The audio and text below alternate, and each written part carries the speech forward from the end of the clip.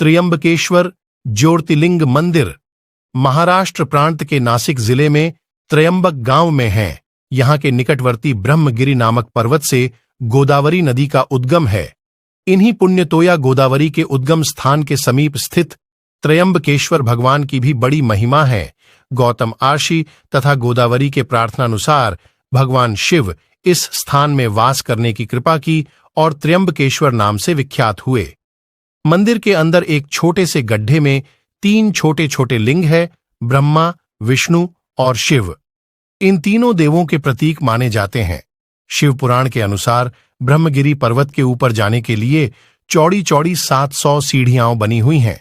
इन सीढ़ियों पर चढ़ने के बाद रामकुंड और लक्ष्मण कुंड मिलते हैं और शिखर के ऊपर पहुंचने पर गोमुख से निकलती हुई भगवती गोदावरी के दर्शन होते हैं। विशेषता, त्र्यंबकेश्वर ज्योतिर्लिंग में ब्रह्मा, विष्णु और महेश तीनों ही विराजित हैं। यही इस ज्योतिर्लिंग की सबसे बड़ी विशेषता है। अन्य सभी ज्योतिर्लिंगों में केवल भगवान शिव ही विराजित हैं। एक बार महर्षि गौतम के तपोवन में रहने वाले ब्राह्मण की पत्नियां किसी बात को लेकर महर्षि गौतम की पत्नी अहिल्या से नाराज हो गईं। ऐसे में महर्षि गौतम का अपमान करने के लिए ब्राह्मणों ने भगवान गणेश की कठोर तपस्या की। ब्राह्मणों की तपस्या से प्रसन्न होकर भगवान गणेश ने उन्हें दर्शन दिए और वर मांगने के लिए कहा। इस पर ब्राह्मणों ने महर्षि गौतम को तपोवन से बाहर निकालने के लिए कहा। भगवान गणेश ने ब्राह्मणों को ऐसा न करने के लिए समझाया, लेकिन वह नहीं माने। आखिर में भगवान गणेश को उनकी बात माननी पड़ी। विवश होकर भगवान गणेश ने एक दुर्बल गाय का रूप धारण किया और महर्षि गौतम के खेत में फसल खाने लगे। यह देख महर्षि गौतम ने जैसे ही गाय को भगाने के लिए उसे तिनकों से उसे धीरे से मारा, गाय वहीं मर गई। यह देख सारे ब्राह्मणों ने महर्षि गौतम पर गोहत्या का आरोप लगाते हुए उन्हें वहां से जाने के लिए कह दिया। इस पर महर्षि गौतम ने उनसे प्रायश्चित करने का उपाय पूछा। ब्राह्मणों ने महर्षि गौतम से कहा कि तुम 3 बार पृथ्वी की परिक्रमा, 1 महीने तक व्रत और ब्रह्मगिरि की 100 परिक्रमा करो तो ही तुम्हारी शुद्धि होगी। यदि यह ना कर सको तो गंगा जी को यहां लेकर आओ और उनके जल से स्नान करके 1 करोड़ पार्थिव शिवलिंग की पूजा करो। इसके बाद वापस गंगा में स्नान करके फिर 100 घड़ों से पार्थिव शिवलिंग का जलाभिषेक करो। ब्राह्मणों के बताए अनुसार महर्षि गौतम ने कठोर तपस्या की।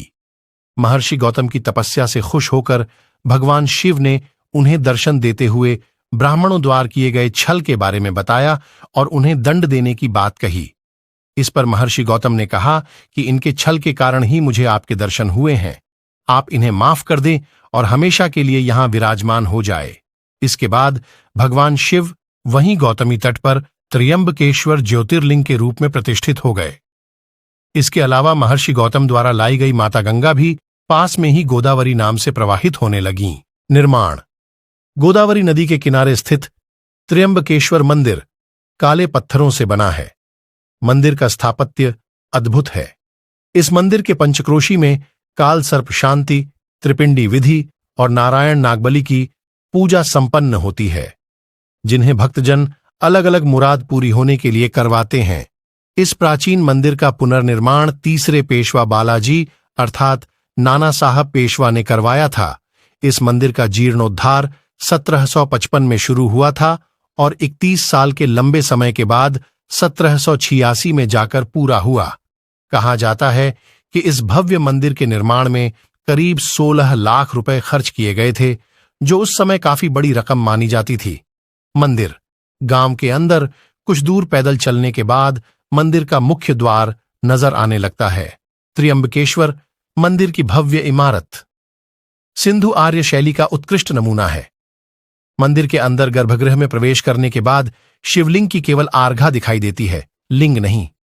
गौर से देखने पर अर्घा के अंदर 1-1 इंच के 3 लिंग दिखाई देते हैं। इन लिंगों को त्रिदेव ब्रह्मा, विष्णु और महेश का अवतार माना जाता है। भोर के समय होने वाली पूजा के बाद इस अर्घा पर चांदी का पंचमुखी मुकुट चढ़ा दिया जाता है। स्थिति त्र्यंबकेश्वर मंदिर और गांव ब्रह्मगिरि नामक पहाड़ी की तलहटी में स्थित है। इस गिरि को शिव का साक्षात रूप माना जाता है। इसी पर्वत पर पवित्र गोदावरी नदी का उद्गम स्थल है। कहा जाता है, कथा, प्राचीन काल में त्र्यंबक गौतम अर्षि की तपोभूमि थी। अपने ऊपर लगे गोहत्या के पाप से मुक्ति पाने के लिए गौतम अर्षि ने कठोर तप कर शिव से गंगा को यहां अवतरित करने का वरदान मांगा। फलस्वरूप दक्षिण की गंगा अर्थात गोदावरी नदी का उद्गम हुआ। गोदावरी के उद्गम के साथ ही गौतम ऋषि के अनुनय विनय के उपरांत शिवजी ने इस मंदिर में विराजमान होना स्वीकार कर लिया। 3 नेत्रों वाले शिव शंभु के यहां विराजमान होने के कारण इस जगह को त्र्यंबक 3 नेत्रों वाले कहा जाने लगा।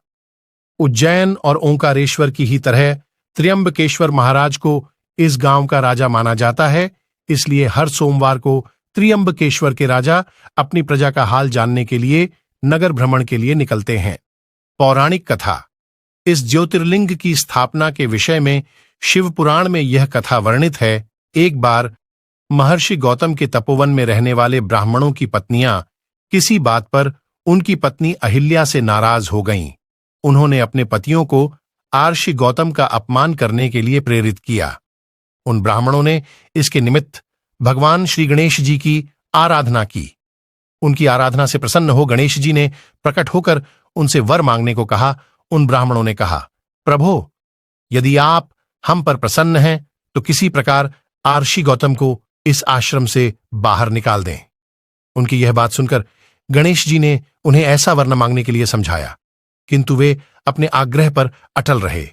अंततः गणेश जी को विवश होकर उनकी बात माननी पड़ी। अपने भक्तों का मन रखने के लिए वे एक दुर्बल गाय का रूप धारण करके आर्षि गौतम के खेत में जाकर रहने लगे।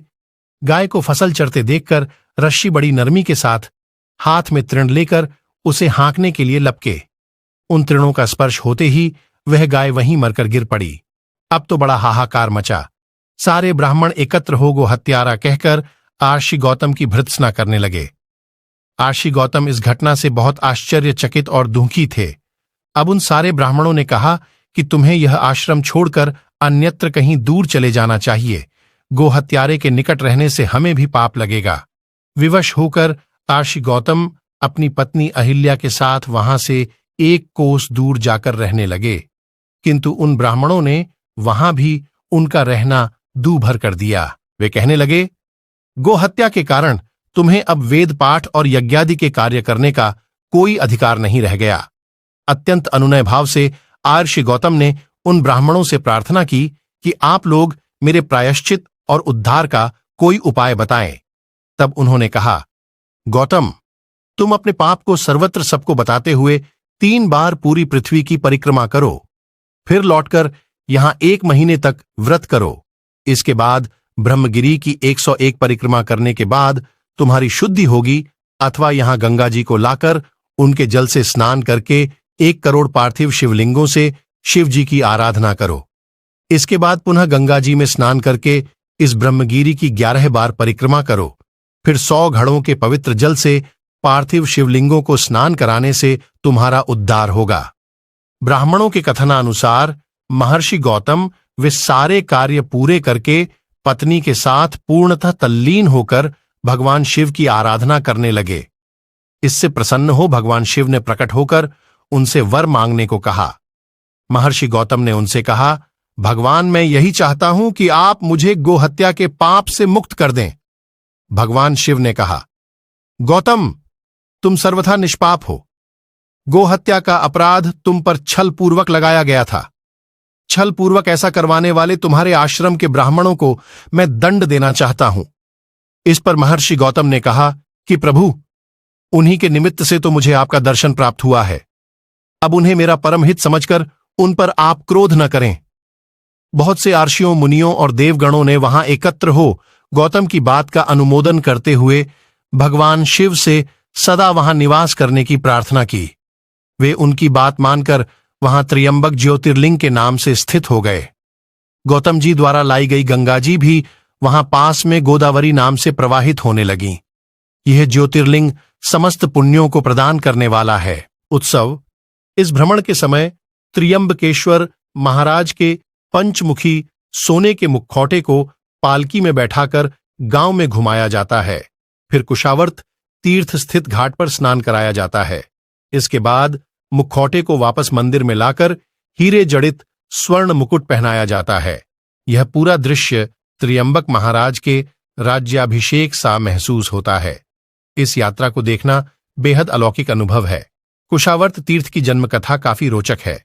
कहते हैं ब्रह्मगिरि पर्वत से गोदावरी नदी बार बार लुप्त हो जाती थी। गोदावरी के पलायन को रोकने के लिए गौतम आर्षि ने एक कुशा की मदद लेकर गोदावरी को बंधन में बांध दिया। उसके बाद से ही इस कुंड में हमेशा लबालब पानी रहता है। इस कुंड को ही कुशावर्त तीर्थ के नाम से जाना जाता है। कुंभ स्नान के समय शैव अखाड़े इसी कुंड में शाही स्नान करते हैं। दंत कथा शिवरात्रि और सावन सोमवार के दिन त्र्यंबकेश्वर मंदिर में भक्तों का तांता लगा रहता है। भक्त भोर के समय स्नान करके अपने आराध्य के दर्शन करते हैं। यहाँ कालसर्प योग और नारायण नागबली नामक खास पूजा अर्चना भी होती है, जिसके कारण यहाँ साल भर लोग आते रहते हैं। गम्यता: त्र्यंबकेश्वर गांव नासिक से काफी नजदीक है। नासिक पूरे देश से रेल, सड़क और वायु मार्ग से जुड़ा हुआ है। आप नासिक पहुंचकर वहां से त्र्यंबक के लिए बस, ऑटो या टैक्सी ले सकते हैं। टैक्सी या ऑटो लेते समय मोल भाव का ध्यान रखें एवं पूरे नासिक घूमने के लिए टैक्सी के सिर्फ 2500 से ज्यादा ना दें एवं नासिक घुमाकर यही टैक्सी आपको शिरडी रात को छोड़ देगी। इसी धनराशि में आपको अलग से कोई धनराशि नहीं देनी।